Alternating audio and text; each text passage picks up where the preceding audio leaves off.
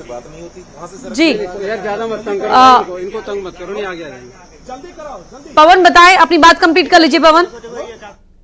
तौर पर जब भी वो कोई बड़ा मौका होता है तो प्रधानमंत्री नरेंद्र मोदी लालकृष्ण आडवाणी के आवास पहुंचते हैं और उनसे पहुंचकर उनका आशीर्वाद लेते हैं।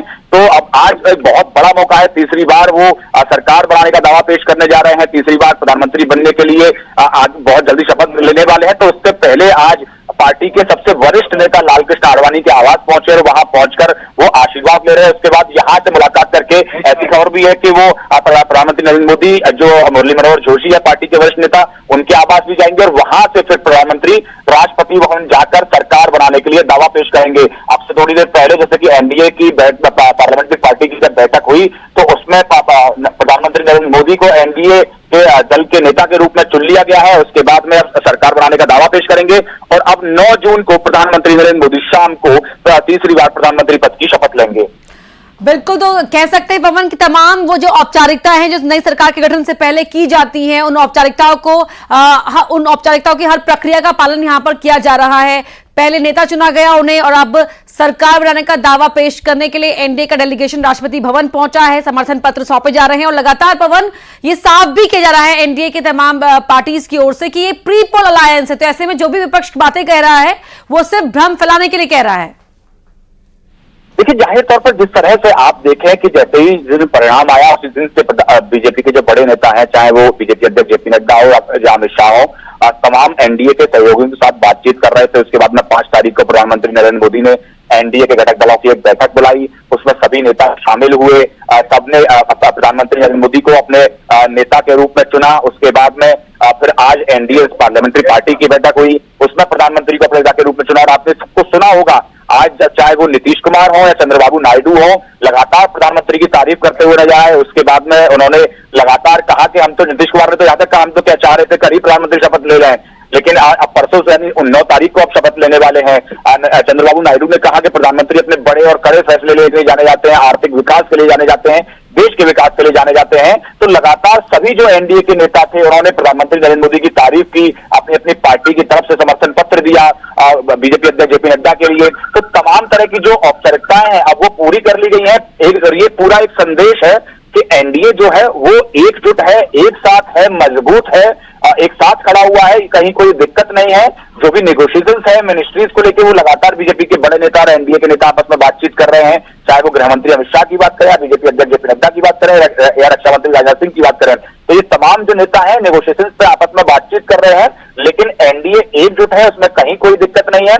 और यही कारण है कि आपने देखा कि 5 तारीख को इंडिया गठबंधन की बैठक भी हुई, उसके बाद में इंडिया गठबंधन ने तय किया कि वो मजबूत विपक्ष के रूप में विपक्ष में बैठेंगे, सरकार बनाने के कोई प्रयास नहीं करेंगे, क्योंकि उनके पास नंबर ही नहीं थे। और दूसरी तरफ एनडीए जो है वो एक साथ खड़ा हुआ है। तो ये साफ संकेत है और आज यही वजह है पवन की जो अफर्मेशन मिला है अपने सहयोगियों की ओर से तो बीजेपी को, और आज नरेंद्र मोदी ने अपने संबोधन में भी ये कहा कि अगले 10 साल हम प्रतिबद्धता के साथ काम करेंगे। इस बात को दोहराया कि मैं अगले 10 साल जानबूझकर इस शब्द का इस्तेमाल कर रहा हूं।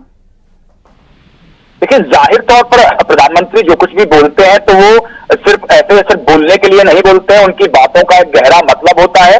और जैसे कि आपने नीतीश कुमार को भी सुना होगा कि उन्होंने यहां तक कहा था कि जब आप फिर से अगली बार आएंगे तो जो कुछ लोग हमारे हार गए हैं, कुछ जो भ्रम जो विपक्ष के द्वारा फैलाया गया उसके चलते विपक्ष के कुछ नेता जीत गए हैं, तो अगली बार वो नहीं जीत पाएंगे, हम फिर से बहुत बड़े बहुमत के साथ जीत के आएंगे। नीतीश कुमार का भी यही कहना था। यानी कि एनडीए बिल्कुल विश्वास में है, एनडीए मजबूत है, एनडीए एक साथ है।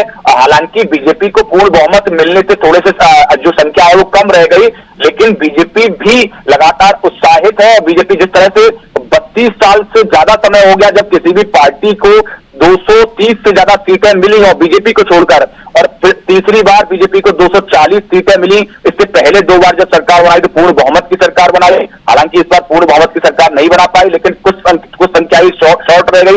लेकिन उसके बावजूद भी बीजेपी उत्साहित है, उसके साथ साथ एनडीए के पास पूरे नंबर्स हैं, मजबूत स्थिति में एनडीए है, कहीं कोई समस्या नहीं है। और यही कारण है कि लगातार जब आज प्रधानमंत्री को आपने सुना तो उनकी बॉडी लैंग्वेज जो है मजबूत थी।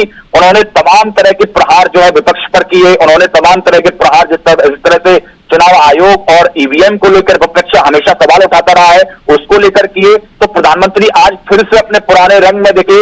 हालांकि बीजेपी को जो कुछ संख्या शॉर्ट रह गई थी, कहीं ना कहीं उनके 2-3 दिन के नेता और कार्यकर्ताओं में थोड़ी सी मायूसी जरूर थी, लेकिन आज फिर से प्रधानमंत्री अपने पुराने रंग में दिखाई दिए।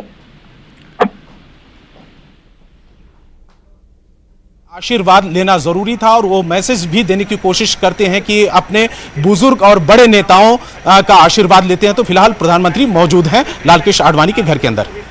जी बिल्कुल, तो लालकृष्ण आडवाणी के घर पर पहुंचे हैं नरेंद्र मोदी मुलाकात करने के लिए। इससे पहले भी जब भी कोई बड़ा मौका होता है तो बड़े मौकों पर वो अक्सर ही जाया करते हैं, चाहे वो लालकृष्ण आडवाणी हो, मुरली मनोहर जोशी हो। और वो ये जिस तरह से हमारे सहयोगी बता रहे थे कि एक बड़ा संदेश देने की कोशिश करते हैं कि किसी भी बड़े या शुभ कार्य से पहले अपने बड़ों का आशीर्वाद लेना जरूरी होता है, उनका मार्गदर्शन कर लेना जरूरी होता है। और ऐसे में जब तीसरी बार सरकार बनाने जा रही है एनडीए, प्रधानमंत्री बनने जा रहे हैं नरेंद्र मोदी, तो ऐसे में वो लालकृष्ण आडवाणी से मुलाकात करने उनके घर पहुंचे हैं।